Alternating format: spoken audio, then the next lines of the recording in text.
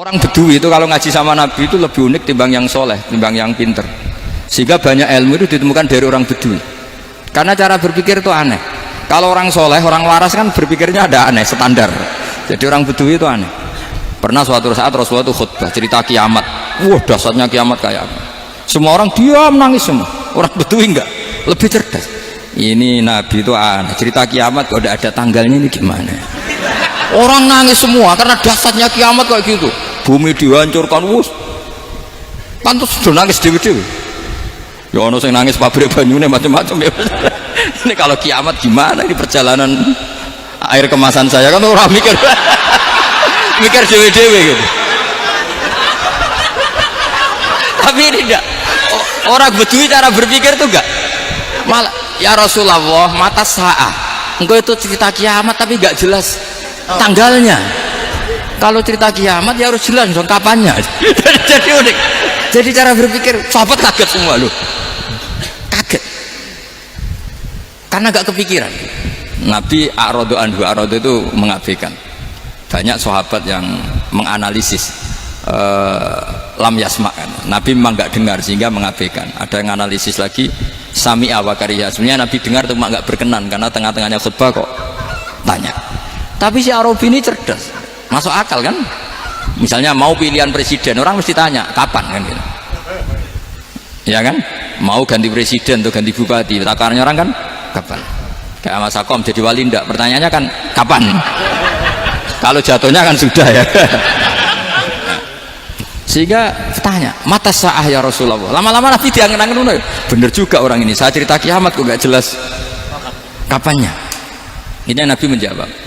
Tapi karena Nabi orang-orang yang sangat pinter, tanya balik, ma'atat talaha. Lalu kalau kamu berani tanya kiamat kapan, saya tanya balik, ya persiapan kamu apa? Jawabnya santai saja. Fawwah ma'atatulaha kabira sholatin wala siyamin walakinni uhibbuka ya Rasulullah. Saya nggak menyediakan apa-apa, sholat saya biasa aja, maksudnya standar. Ya kira-kira 5 waktu pas. Ya jenis saya lah kira-kira gitu. Wala kabira siyamin, dan saya puasa ya standar saja pas. Walakinni uhibbuka ya Rasulullah, tetapi saya mencintai engkau ya Rasulullah. Jawabannya Nabi apa? Almar'u ma'aman ahabba. Sebagian riwayat anta ma'aman ahbabta. Jadi hadis itu populer tuh barokahnya wong desa. Andai kan dia punya etika maka sowan dulu tanya 4 mata. Itu jadi hadis ahadi. Tapi barokahnya dia selonong di depan umum. Zaman Nabi khutbah itu jadi hadis mutawatir. Jadi kadang barang baik itu barokahnya orang yang enggak baik. Maksudnya su'ul adab. Tanya gitu kan su'ul, tapi itu barokah. Akhirnya hadis itu mutawatir karena didengar ribuan sahabat yang mendengarkan khutbahnya Rasulullah. Tapi kalau hadis itu satu-satu kan khossoni bidzalika Rasulullah, khossoni bidzalika Rasul, itu nanti jadi hadis ahadi yang kualitasnya jauh di bawah hadis mutawatir. Jadi barokahnya orang su'ul adab itu ada karena Allah yang mendesain ini. Akhirnya kata sahabat, kata Anas bin Malik, mereka itu mangkelnya bukan main sama Arabi tadi karena tanya nggak sopan sama Rasulullah. Tapi setelah Nabi jawab almar'u ma'aman ahabba fama farihu bisyai'in farahahum bidzalika badal. Mereka tidak pernah senang dengan hadisnya Nabi sesenang riwayat almar'u ma'aman ahabba. Barokahnya Arabi Bedui. Makanya saya sebagai kiai ini Bedui saya tak pertahankan ila yaumil qiyamah. Karena umat ini pernah terbarokahi oleh orang apa? Bedui. Barokai suladab tadi. Jadi mohon ini supaya majelis ini kan majlisul iltorti Rasulullah, coba terlatihlah mengatakan Allah itu subjek, Allah itu al-fa'ilul mukhtar, Allah itu al-fa'ilul mukhtar, Allah itu yang menentukan alam ini. Dan Allah mensifati dirinya wa annahu huwa adhaka wa abka. Allah itu zat yang memberi orang itu bisa tertawa, dan Allah juga yang memberikan orang itu bisa menangis. Mau kayak apa kamu neror umat, wah amal nggak mesti diterima gini-gini. Ternyata neng majelis nangis ya, mulai guyu, kadang guyu-guyunya ngenyak tenang nih. Daripada apa ya agak-agak merodok orang yang dohirnya beda dengan batinnya, nggak perlu distatuskan seperti itu. Ya sudah biasa saja. Jadi, nah, fi muqaddimihim, imam besar dalam manhaj ini namanya Abul Hasan apa? Asyadzili. Abul Hasan Asyadzili itu kalau ada orang tanya gini, Bim, Beb saya ini susah, sholat saya tidak mesti diterima Allah gini-gini, marah. Nggak usah. Kafa bika jazaan an radiyaka laka ahlan. Sudah kamu ditakdir pernah sujud itu sudah keren. Saya itu andaikan dapat kabar dari malaikat bahwa sholat kamu tidak diterima, saya tidak susah. Bukan karena sombong, pernah ditakdir sholat sujud ning Allah itu keren. Kayak apa malunya kita ketemu Allah kemudian kita di bumi tidak pernah sujud. Makanya cara Abul Hasan Asyadzili kowe ora usah mikir salatan ditampa taro ora usah mbok mikir. Kowe ditakdir tau sujud itu hebat. Kafa bika jazaan an radiyaka laka ahlan. Cukup kamu mendapat balasan dari Allah, kamu pernah ditakdir sujud. Gak perlu ngaji alim alama, gowo sawi ngalor ngidul jalalain keren. Paling gak malaikat pernah melihat kamu, gowo tak kitab kuwedi. Gak penting paham, gak penting. Karena isra bakat paham Mas. Jadi Abul Hasan Asyadzili adalah orang yang, dan itu Al-Hasani ya, dan itu Al-Hasani. Makanya macam-macam kita yang Al-Husaini sudah kita punya Faqih Muqaddam, punya banyak. Di Al-Hasani yang paling populer diantaranya adalah Abul Hasan Asyadzili. Beliau itu kalau ngendikan sesuatu itu positif terus. Termasuk itu ketika ada orang resah sholat saya diterima ndak, kata beliau wes yang support nak ditakdir tahu sujud. Saya itu sebetulnya kadang-kadang yang miris, wah sholatku tompo tau, tapi saya sangat sadili, sangat sadili. Saya nggak pernah berdoa ya Allah ibadah kami jenengan terima ndak, karena takut kalau doa gitu keterusan itu terus ditompo ora ya. Akhirnya keterusan gitu, akhirnya ngenes. Masa orang pernah sujud ngenes? Lama-lama gini setan masuk, apa artinya saya sujud ternyata nggak diterima. Lu wong kawula kok iskal tentang pernah sujud. Itu kan ibarat gini, kamu ngasih uang sama orang tua kamu, misalnya Habib Soleh ngasih uang Habib Ali, terus apa artinya tak kasih, kemudian beliau tidak terima kasih, itu kan lucu. Terima kasih tidak terima kasih, seorang anak ngasih orang tua itu keren. Makanya saya bangga dengan Habib Soleh ketika beliau mengumrohkan Habib Ali, sudah mendaftarkan haji Habib Ali. Nggak usah mikir diterima apa enggak, wes keren, itu sudah perilaku yang keren, yang hebat. Makanya saya sering tuh ada orang mau cerai tanya saya, Gus saya ini cerai gak, istri saya kurang ajar gini. Gak usah, tapi bojoku lo judes, uang di bojoku keren, paling gak kowe radarani jomblo.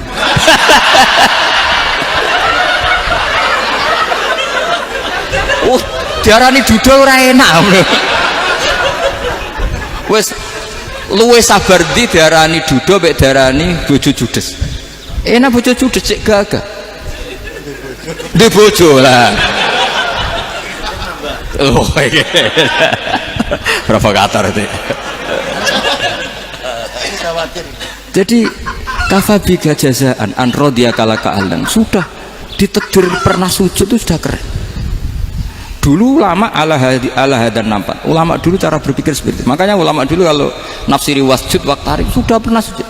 Di Quran nggak pernah ada ayat wasjud lan sujudo siro ingkana kada wa kada ingkunta mutayakinan bikobuli sujudi, kan ada sujud ya sujud saja, tidak usah mikir makbul apa tidak makbul.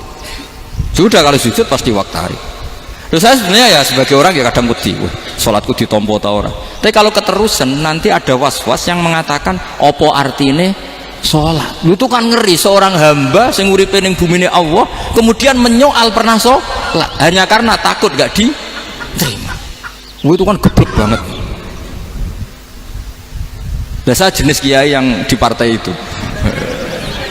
Saya enggak tahu kalau keneng dikom.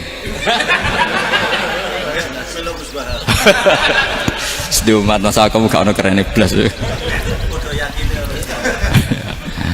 Jadi nah nanti kalau misalnya ada manhajnya Habib Soleh yang tidak seperti itu tidak apa-apa, mungkin supaya orang nggak takabur, nggak fakhr, sehingga makanya mulai dulu lama itu ya partainya kalau nggak rojak ya khauf.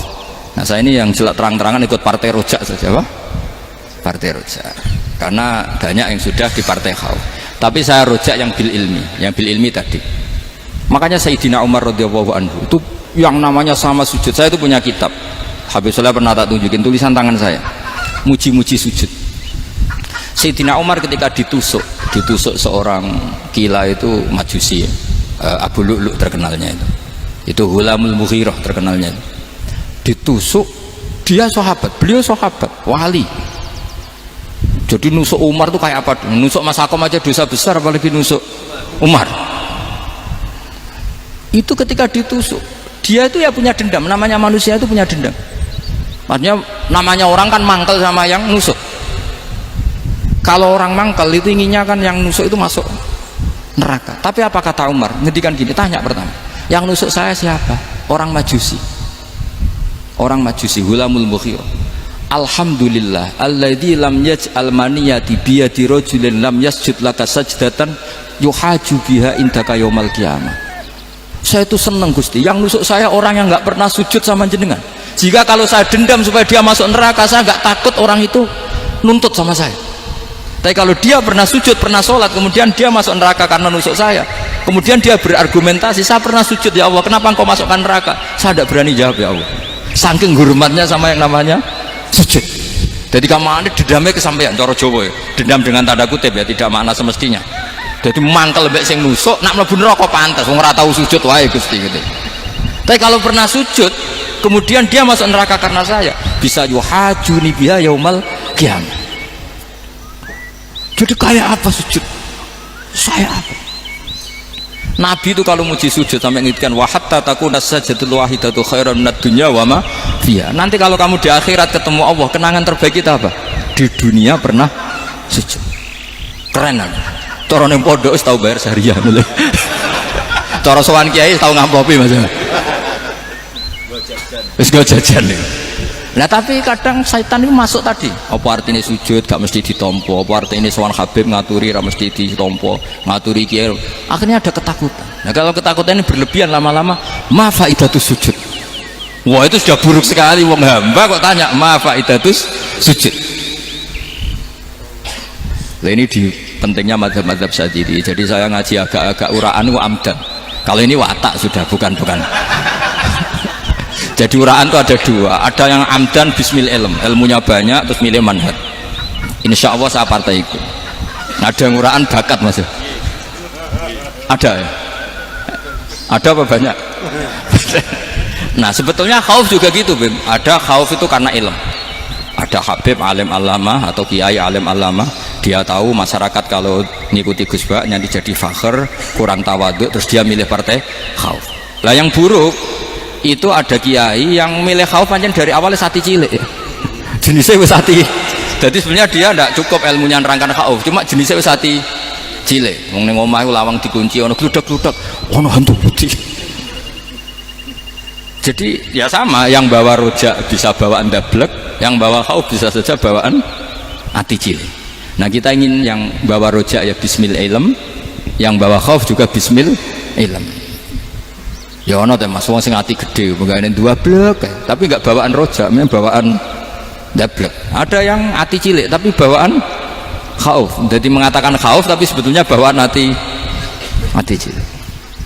Nah kita inginnya ndak, kalau rojak ya bismillah kayak Abdul Hasan Asyadzili, kalau yang kampanye khauf kayak Sayyid Abdul Haddad bawaan apa? Ilm. Sehingga kita ini Qul inni ala bayyinatin mir rabbi, semua itu berdasar ilmu sing jelas welo-welo. Makanya semua nabi memaklumatkan apa? Qul inni ala bayyinatin mir rabbi. Jadi semua ilmu syaratnya apa? Bayyinah itu kebenaran ilmiah sing jelas welo-welo. Makanya itu yang disebut Allah Subhanahu wa taala mensifati kekasihnya yaitu Nabi Muhammad sallallahu alaihi wasallam, lam yakunil ladzina kafaru min ahlil kitabi wal musyrikina munfakkina hatta ta'tiyahumul bayyinah rasulun minallah yatslu suhufan mutahhar. Niku Kanjeng Nabi saking cerdase meneh tek wong Islam, wong musyrik, wong kafir ngerti logika yang dibangun Nabi saja kuat infikak dari kemusyrikannya. Makanya disebut munfakkin. Orang-orang musyrik, orang-orang kafir tidak munfakin, tidak tercerabut dari akar akidahnya hatta ta'tiyahumul bayyinah. Itu siapa? Rasulun minallah yatslu suhufan mutahhar. Masyhur itu debatnya Nabi dengan orang-orang musyrik. Mereka bilang, ya Muhammad, kita ini urusannya banyak, kasusnya banyak, lalu anda mengajarkan ke Tuhan satu, masa urusan banyak cukup Tuhan satu? Itu gak fair Muhammad. Aja'alal alihata ilaha wahida inna hadza la syai'un ujab. Urusan kita banyak, masyakil kita banyak, muskilah kita banyak, kalau Tuhannya satu tidak cukup Muhammad. Nabi dengan santainya memberi penjelasan, ya sudah gini saja, kalau kamu jadi budak atau pembantu, majikan kamu banyak, semuanya merintahkan kamu, semuanya bikin aturan untuk kamu suka enggak? Ya gak suka Muhammad, kalau majikan kita banyak repot. Ya sudah, Tuhan kamu itu majikan kamu. Kalau banyak perintahnya beda-beda kamu pusing. Ya udah mat, Tuhannya satu aja mat. Karena Nabi bayina, orang itu bisa dibalik-balik pikirannya. Dan makanya disebut daraballahu mathalan rajulan fihi syuraka'u mutasyakisuna wa rajulan salamal lirajul hal yastawiyani masalah alhamdulillah. Jadi Nabi itu kalau adu argumentasi itu luar biasa. Jadi segampang itu Nabi memberi apa? Argumentasi. Karena beliau adalah al-hujjatul balighah. Jadi Nabi itu gak pernah kalah. Pernah Nabi debat sama orang Yahudi. Muhammad, saya ini turunan Ibrahim. Kita ini Israel ya. Kita tahu Israel adalah turunan Nabi. Israel nama lain dari Yakub. Yakub bin Ishak bin Ibrahim. Padahal Yakub ini punya anak namanya Yahuda. Makanya Yahuda bin Yakub bin Ishak bin. Kita ini yang mirip Ibrahim, bukan kamu.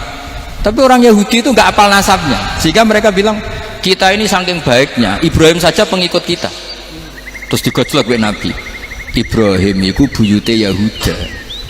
Makanya digojlok, ha antum ha ulai hajatum fi malakum bi ilm falimatu hajuna fi ma laysa lakum bi ilm. Kita adu debat itu sudah ilmiah, kenapa kamu menjadi tidak ilmiah? Kenapa Muhammad? Terus Allah menurunkan wama unzilatit taurat wal injilu illa min ba'di afala ta'qilun. Artinya gini, kalau Ibrahim dikatakan Ibrahim Yahudiyah, itu sama dengan saya berkali-kali podo karo sampean misalnya ngendikan Mbah Zubair itu pengagumnya Gus Roji misalnya. Padahal Gus Roji bin Ubab bin Maimun bin Zubair, misalnya Gus Roji bin Kiai Haji Ubab bin Kiai Haji Maimun bin Kiai Haji Zubair. Nah Ibrahim itu kan Yahuda bin Yakub bin Ishak bin Ibrahim. Terus mereka bilang Ibrahim itu pengikut Yahudi. Itu kan kebalik-balik. Kayak Habib Hasan itu pengagum Habib Soleh. Kan Habib Hasan rohnya ini gimana, ini sih mbahnya kok dianggap. Nah sehingga orang Yahudi ketika Nabi berdebat beda dengan Nabi Muhammad SAW. Ketika ditanya kenapa kamu yakin agama tauhid, millata abi, karena ini agama nenek moyang saya, millata abikum apa? Ibrahim. Jadi jelas akhirnya orang Yahudi ngerti. Ya kan sama dengan mengatakan tadi Pak Karno itu pengagum Puan Maharani, kan aneh nggak kalimat ini? Mbah Hasyim Asy'ari itu pengagum Gus Dur, gak lucu itu. Jadi Nabi itu orang yang bayinah itu kalau menerangkan kebenaran itu bahkan orang kafir pun bisa infikak, bisa munfakin, tercerabut dari akar kekafiran. Nabi itu mudah sekali merubah logika. Makanya di Quran sering ada kata aro'aitum, karena memang tadi.